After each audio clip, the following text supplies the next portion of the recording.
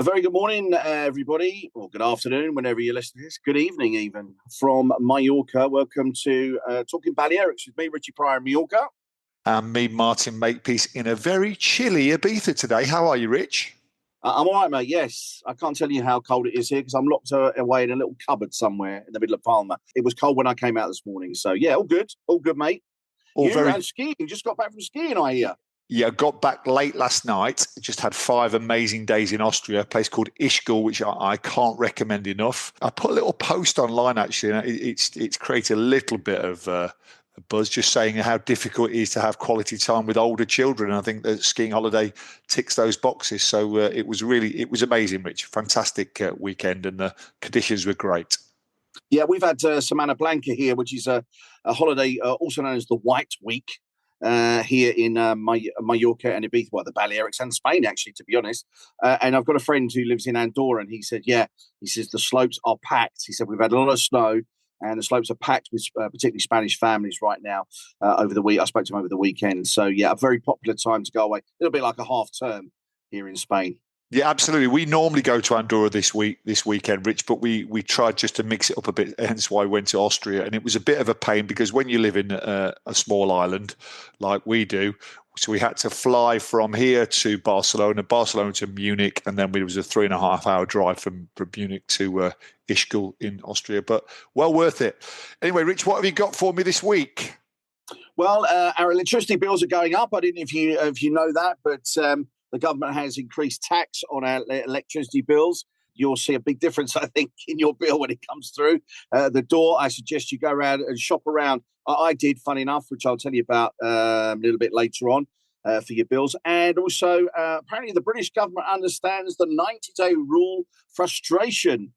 This is nothing to do with the freedom of movement and youth mobility scheme that we talked about before. This is something different that apparently the British government are looking at. So we'll have a delve into that as well. What you got, Mark? Okay, well, I've got the ITB, which is the fair, the travel fair. Exactly, Richie. Thanks for that, mate. The travel fair in Berlin, which focuses on the German market, which is interesting. And Ibiza have come up with a new concept. I've also got there, I mentioned to you before about the limit on cars coming onto the island. We've actually got some meat on the bone for that one. And we've also got the Carnival, which is today. So if people are going to be listening tomorrow or in the week, so Tuesday, we record this on a Tuesday morning. It's the 4th of March. It's Carnival Day, Rich. So we'll just talk a little bit about Carnival because they don't have it in the UK and other places, other Western European countries, but we have it here. Anyway, so you first, Rich, what have you got for me? Well, this is in reference to electricity prices here in Spain, and the Spanish government has refused to bow to pressure from the European Union and will continue to slap 21% valued added tax on our energy bills. Just so you know, it was 5% before that until recently, and householders will notice a big difference in their bills.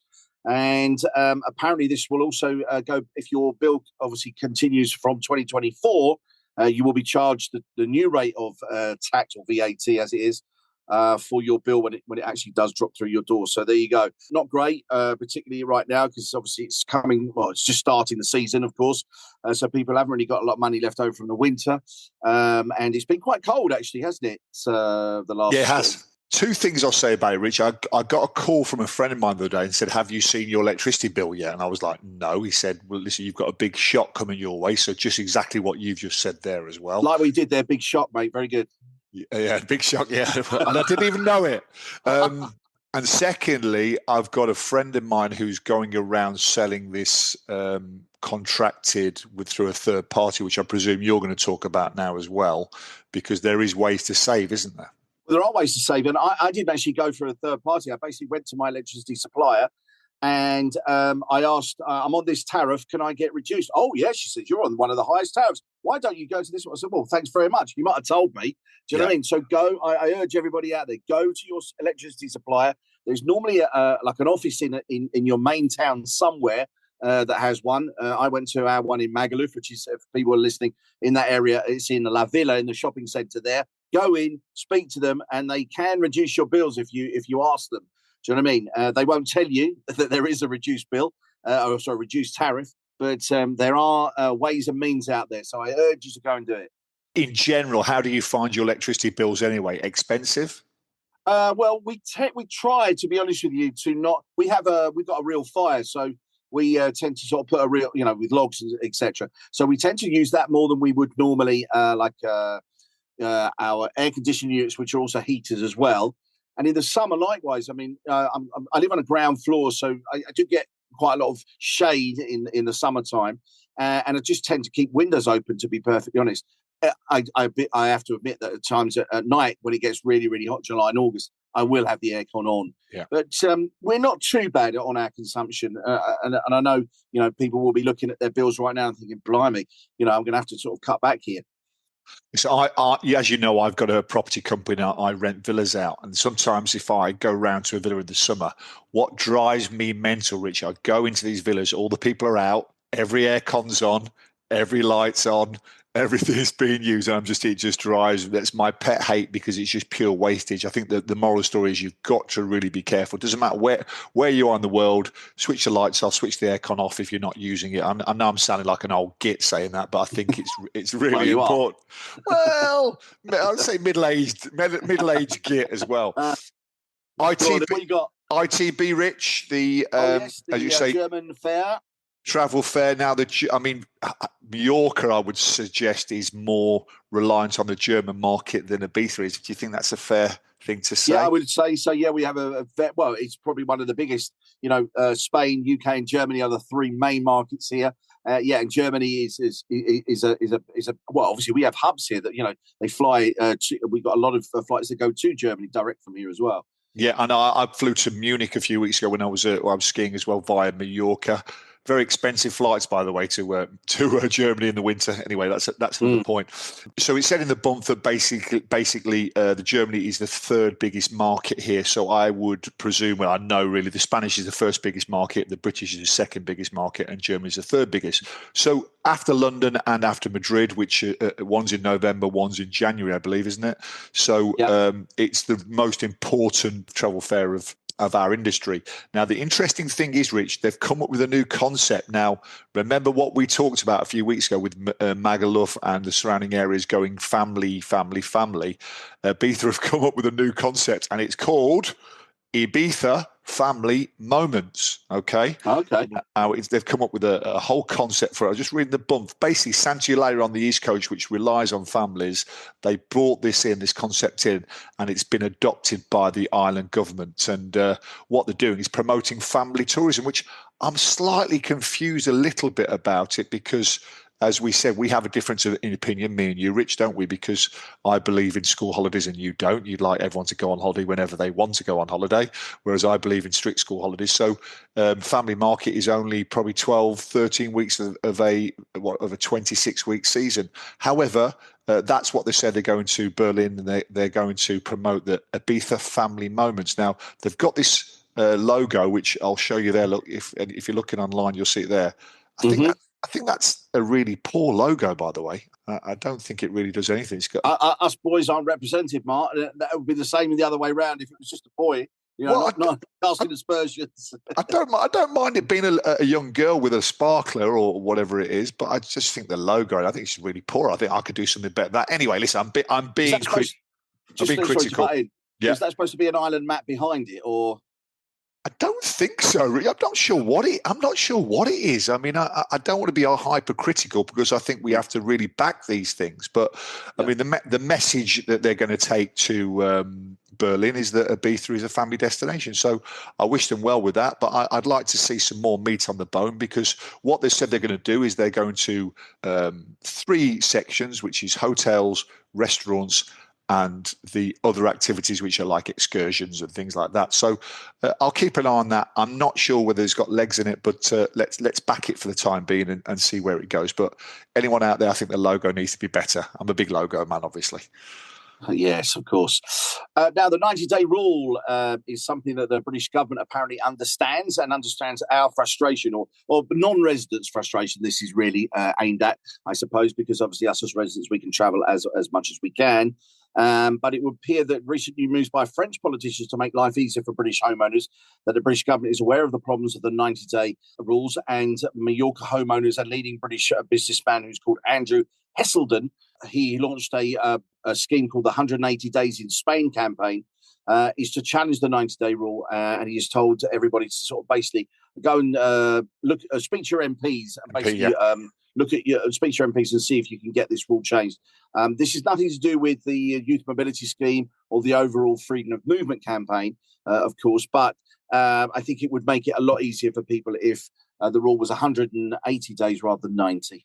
I mean, something's got to give, Richie, hasn't it? Because we can't go down this road. We've tried it out. It's not working. We've got a lot of secondary homeowners on the island. The 90-day rule and the non-movement is really affecting the way the islands work. I think it's affecting the UK as well, and it's affecting the way that Spain works. So something's got to give. Interesting what you said there, Richie. I'll pick up on one point. You said that the businessman has encouraged people to speak to their MP. Is that right? Yeah. Yeah, because I actually had a meeting with the ambassador for Spain many years ago. I think it was Brexit time, and we were talking about it. And he said, listen, the most effective way that anybody in the UK can do anything is lobby your MP, because they are the ones who will take it to Parliament. So if you're listening back in the UK and you've got a problem about this, then MP all the way. Okay, good stuff. Absolutely.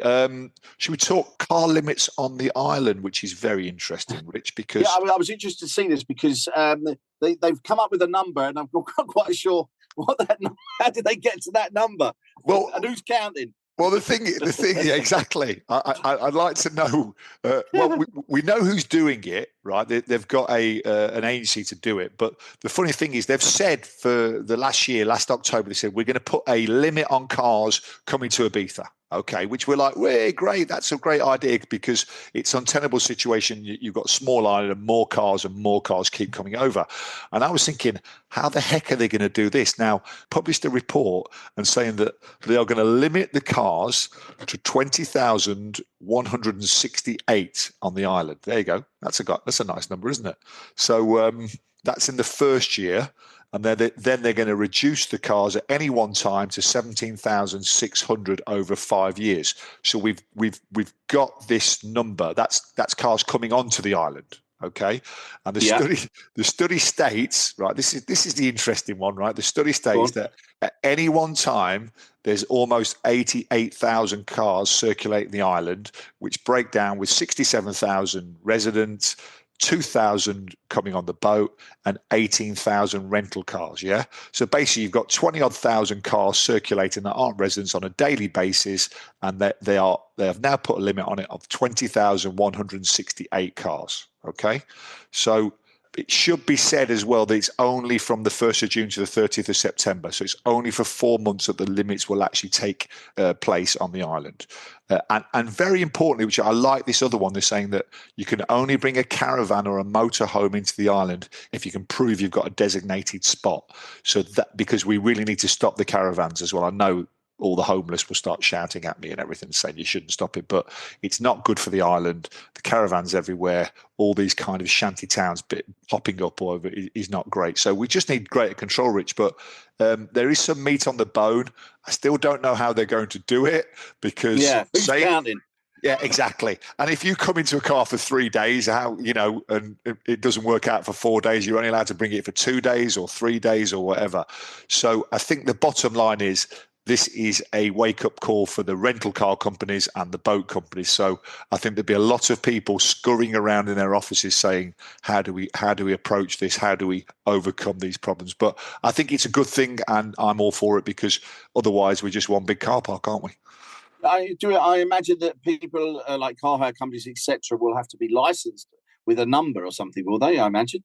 I would imagine so, Rich, but the problem is when you put limits, then the prices will go up exponentially, because basically they're not cheap now. Well, exactly, and also if you've only got, I think you've only got 16,000 rental cars on the island, then they become a premium, don't they? And I wonder who will get the places. There'll be a few shenanigans around that, but I think overall it's a very positive step. However, I think there's a lot of working out to do. It's carnival time. Well, it has been carnival time. There's a big carnival in Palma. I noticed on Friday actually that there were a couple of the schools were doing their carnival. Was it Thursday? It might be Thursday, actually. I remember when my kids were younger, carnival was a big thing at their school. They went to Spanish school. Carnival was a big thing here. And now you're doing something in Ibiza, aren't you, today, Mark? Yeah, I mean, Carnival today, it's Carnival Day in San Antonio. So 5 o'clock today, Tuesday, the 4th of March, the Carnival's happening. So you will be listening to this tomorrow because we release the podcast of a night time. But I'll put some pictures up. It's usually a fantastic day. So in San Antonio today, we've got 1,150 participants in the parade, which is amazing. And there's 30 groups. And what they do, Rich, which is great, all the dance schools come and do it, and they do all these skits and stuff and presentations and shows. And it is fantastic. And funny thing, I just said to my 20-year-old son, I said, "Oh, it's Carnival today. Are you going to come with me?" And it was a straight no. What do I want to do that for? So maybe it's a thing for younger people and older people, but it's a fantastic day. Quick note, Ibiza's Carnival was cancelled on Sunday, just gone, and it's now next Saturday, the 8th of March. Is that because of the weather? Or I believe so. It was the bad weather.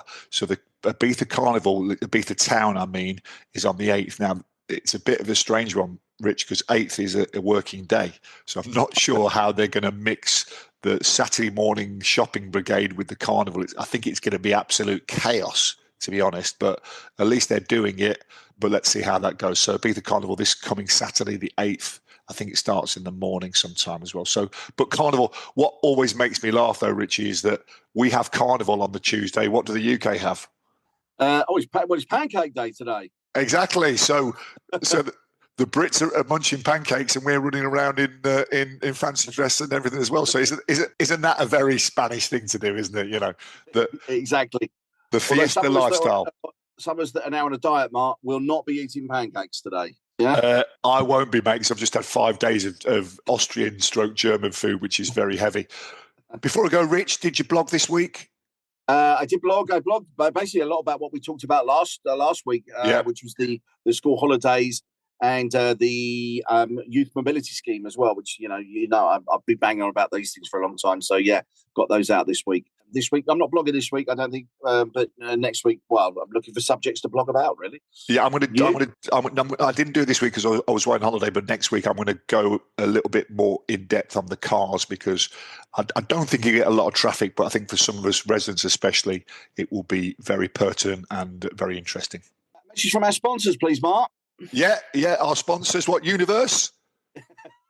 Yes, come on. Come on, Universe. Are you listening? Because you should be sponsoring us because we're talking about it every week. They've sent me they sent me a message. He'd do anything to get a free invite to the first night, I'm telling you.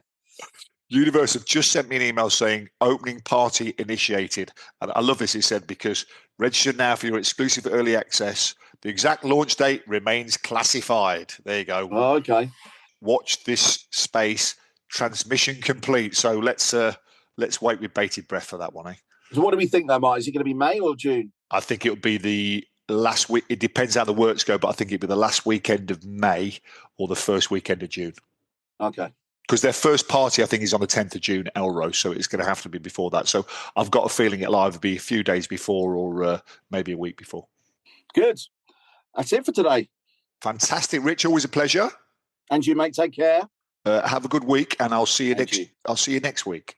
All right, yeah. Take care, Mark. Thanks, Rich. Make me dance.